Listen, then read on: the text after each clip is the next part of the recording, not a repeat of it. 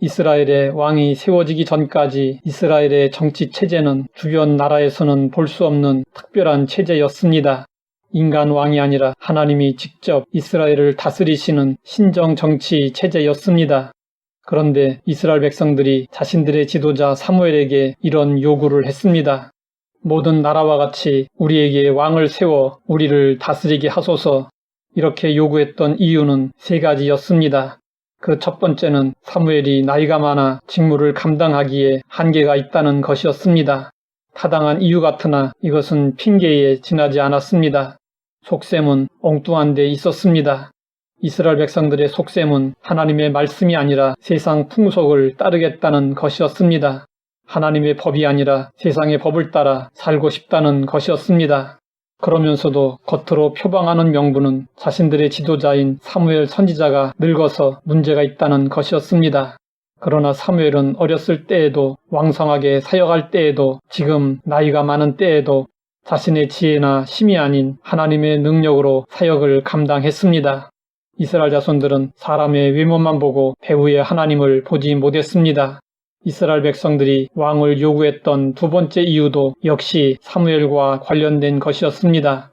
사무엘의 아들들이 사무엘의 행위를 따르지 않는다는 것이었습니다. 사실 사무엘의 아들들은 지도자의 자질이 많이 부족했습니다. 사무엘도 엘리 제사장처럼 자녀 교육에는 성공하지 못했습니다. 지도자의 삶과 가정은 본이 되어야 합니다. 성경은 이 점을 중요하게 다루고 있습니다. 그러나 그렇지 못할지라도 그것이 하나님의 왕되심을 거부하는 이유가 될 수는 없었습니다. 이스라엘 백성들은 사무엘의 가정 문제를 공개적으로 성토했고 이것을 빌미로 하나님의 다스리심을 거부하는 명분으로 삼았습니다. 이스라엘 백성들이 왕을 요구했던 3번째 이유는 가장 결정적인 것이었습니다. 그것은 우리도 다른 나라와 같이 되고 싶다는 것이었습니다. 하나님의 백성으로서의 정체성을 포기하는 심각한 요구였습니다. 교회에는 세상과 다른 법과 질서가 있습니다. 그것은 성경을 근거로 한 것입니다.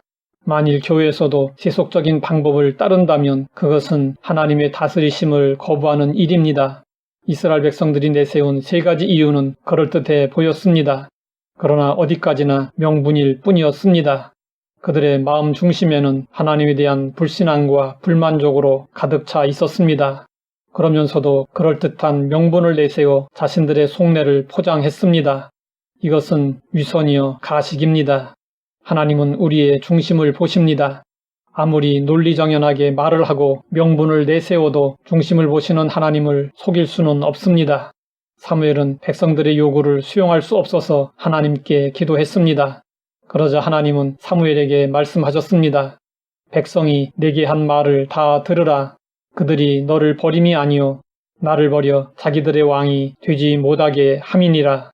하나님께서 백성의 말을 다 들으라고 하신 이유는 그들이 옳기 때문이 아니었습니다. 그들의 마음을 아셨기 때문이었습니다. 그래서 방임적 응답을 하셨습니다. 하나님은 우리가 계속해서 불순종하면 깨닫기까지 방임하실 수 있습니다. 그러나 방임 중에도 하나님은 우리를 돌보아 주십니다. 사무엘이 직면한 문제의 핵심은 사무엘 자신과 그의 아들들이 아니라 하나님에게 있었습니다. 결국 이스라엘 자손들의 요구는 하나님의 다스리심에 대한 불편한 마음을 드러낸 것이었습니다. 어리석게도 이스라엘 자손들은 하나님의 인도하심에 만족하지 못했고 세상에서 만족을 얻으려 했습니다. 그래서 세상 사람들처럼 자신이 원하는 왕을 세우고 그들과 똑같이 살려 했습니다. 이스라엘은 아브람 때부터 하나님의 선택과 구별로 시작되었습니다. 이스라엘은 근본적으로 다른 나라와 같을 수 없었습니다. 성도들도 역시 세상 사람들과 같을 수 없습니다.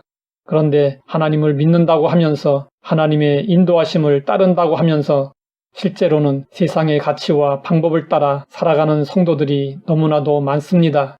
지금 누가 내 인생의 주인인지 돌아보아야 합니다. 하나님은 우리 삶의 주가 되시기 위하여 아들의 핏값으로 우리를 사셨습니다. 하나님께 속한 우리이기에 우리는 삶의 주권을 하나님께 내드리고 하나님을 주로 고백하며 살아가는 믿음의 자녀가 되어야 합니다. 바울은 하나님이 자신의 삶의 왕이 되심을 이렇게 고백했습니다.